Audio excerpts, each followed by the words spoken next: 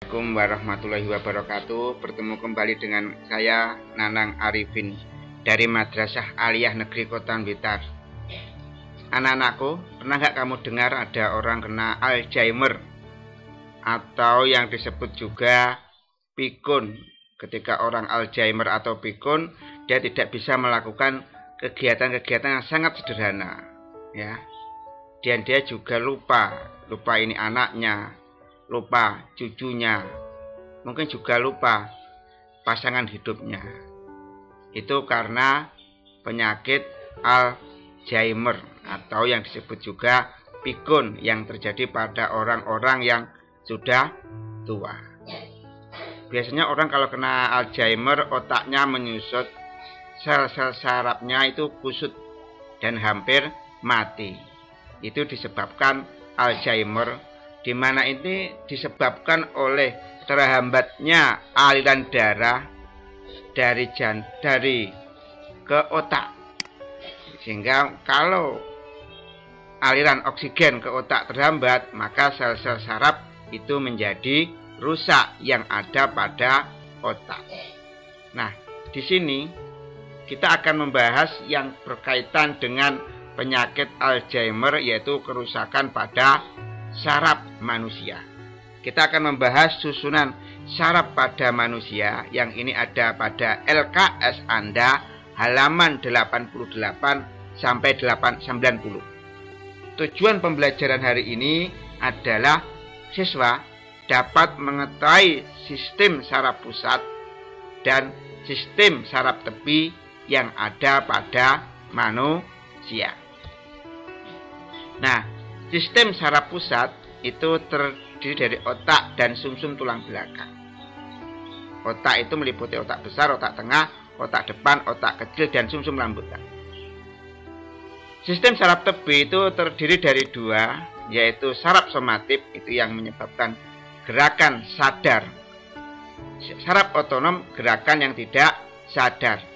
Saraf somatik ada 12 pasang saraf di otak, 31 pasang saraf sumsum tulang belakang.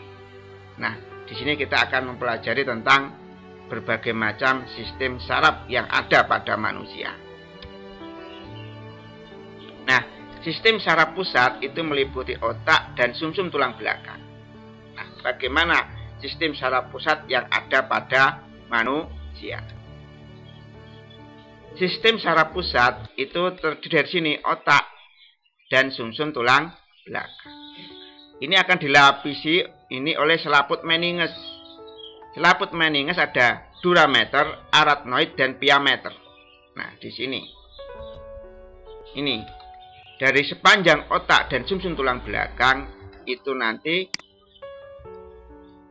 akan dilapisi oleh selaput meninges. Selaput meninges ini ada 3 lapisan. Durameter ini lapisan yang paling luar yang berhubungan dengan tulang tengkorak. Arachnoid ini lapisan yang di tengah. Piameter ini lapisan yang terdiri paling dalam yang terdiri dari darah, tersusun oleh darah. Antara arachnoid dan piameter ini ada ruang cerebrosonial, ya, subarachnoid, dan di tengah ada cairan cerebrosonial yang ini fungsinya adalah untuk melindungi gesekan antara otak dengan tengkorak dan gesekan antara sumsum tulang belakang dengan ruas tulang belakang. Nah, sekarang sistem saraf pusat pada manusia, otak. Kita akan mempelajari otak kita. Nah, apa fungsi dari otak sebagai sistem saraf pusat yang pertama? Itu otak yang ada pada kepala kita untuk mengatur seluruh aktivitas tubuh. Pada otak itu ada 2 lapisan. Yang pertama bagian luar itu berwarna abu-abu, terdiri atas badan sel, disebut substansi grisea. Bagian dalam medula berwarna putih, itu banyak mengandung neurit dan dendrit, itu berwarna putih. Nah, bagian-bagian otak yang ada pada kepala kita ada otak besar, ada otak depan, talamus hipotalamus. Ada ini otak tengah, ada di belakang ini, di belakang tulang kita, tengkorak kita, otak kecil. Ada pons farol, jembatan farol. Ada medula oblongata atau sumsum lanjutan. Kita bahas satu persatu. Otak besar atau cerebellum, ini otak besar. Ini ada 2 belahan, di mana setiap belahan ada 4 lobus. Pertama ini, lobus frontalis, mengendalikan gerakan otot dan proses terjadinya intelektual, pengetahuan. Lobus occipitalis ini sebagai pusat penglihatan kita. Lobus temporalis ini tempat terjadinya pendengaran, penciuman, dan pengecap pada lidah kita. Yang keempat, ini lobus parietalis di belakang ini. Yang D ini ya, lobus parietalis, mengatur perubahan kulit dan otot. Semua otot besar ini fungsinya mengatur segala kepandaian kita, kesadaran, pertimbangan, serta mengatur segala kegiatan yang kita sadari. Itu otak besar, cerebellum. Yang kedua adalah otak depan, ya, otak depan atau diencephalon. Ini ada talamus, ada hipotalamus. Talamus ini berfungsi mengatur pusat perasaan dan kesadaran. Hipotalamus di sini, hipotalamus, maaf ini ya, hipotalamus ini mengatur suhu tubuh, rasa lapar dan haus. Itu otak depan kita. Selanjutnya yang ketiga, otak tengah.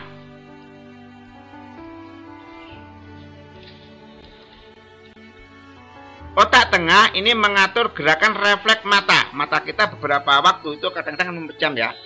Menutup, membuka, menutup, itu digerakkan oleh otak tengah kita. Dan juga otak tengah ini berfungsi untuk mengontrol pendengaran kita di telinga. Lalu ada otak kecil, itu di bagian bawah otak, di bagian belakang. Fungsinya apa otak kecil? Untuk mengatur pusat keseimbangan gerak kita, mengkoordinasikan gerak otot dan posisi tubuh kita. Itu fungsi dari otak kecil. Yang kelima, 6 bagian otak kita, jembatan farol ini atau pons faroli. Ini fungsinya apa? Menghantarkan impuls saraf dari kiri dan kanan tubuh. Dan ini fungsinya menghubungkan otak besar dan otak kecil. Itu fungsi dari pons faroli. 6 bagian otak yang terakhir, sumsum lanjutan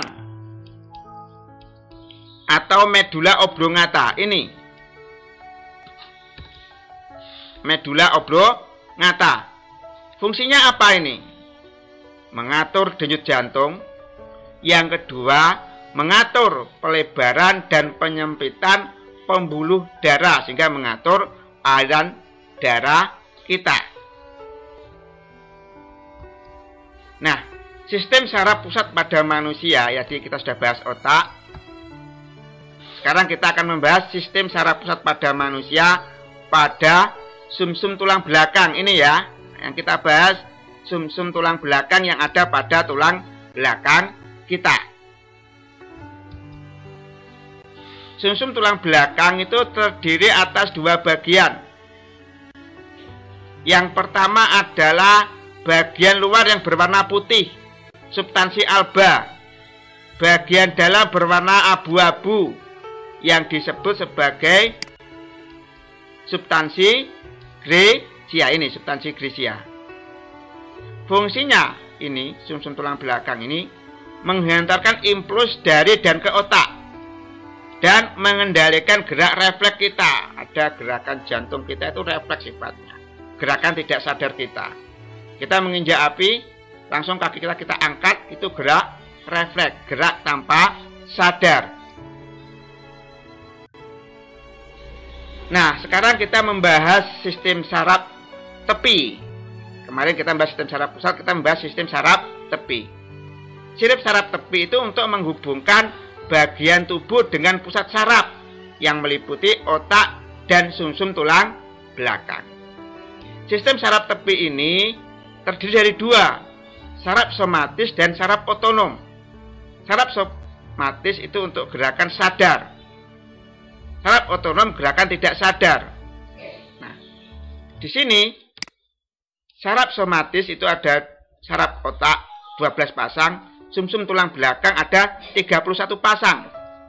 Saraf otonom itu meliputi dua, saraf simpatik dan saraf parasimpatik. Kita akan bahas satu persatu.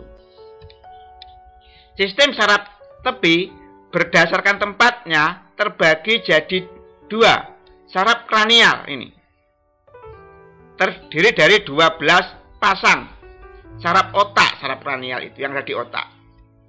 Yang kedua saraf ini, spinal, sumsum tulang belakang, berjumlah 31 pasang. Saraf leher 8 pasang. Saraf punggung 12 pasang. Saraf pinggang 5 pasang. Saraf pinggul 5 pasang. Saraf ekor 1 pasang. Semuanya berjumlah 31 pasang. Sistem saraf tepi berdasarkan fungsinya ada dua.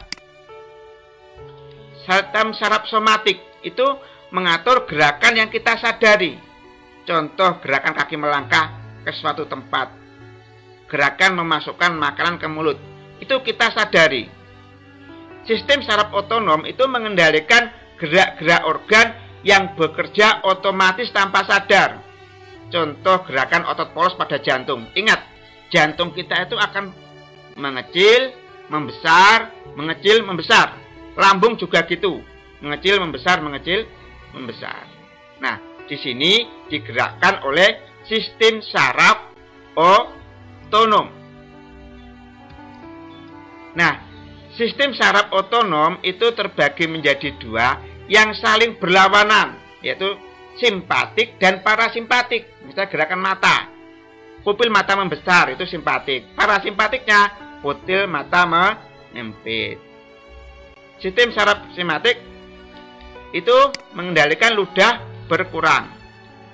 Sistem saraf parasimpatik stimulasi kelenjar ludah itu tambah.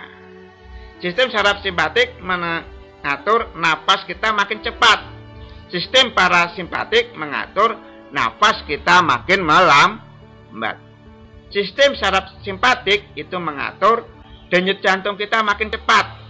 Sistem saraf parasimpatik mengatur denyut jantung melambat. Dan banyak contoh-contoh fungsi simpatik dan parasimpatik. Mungkin ini yang Bapak sampaikan. Mari kita tutup dengan doa akhir majelis. Subhanakallahumma wa bihamdika asyhadu alla ilaha illa anta astaghfiruka wa atubu ilaik. Wassalamualaikum warahmatullahi wabarakatuh.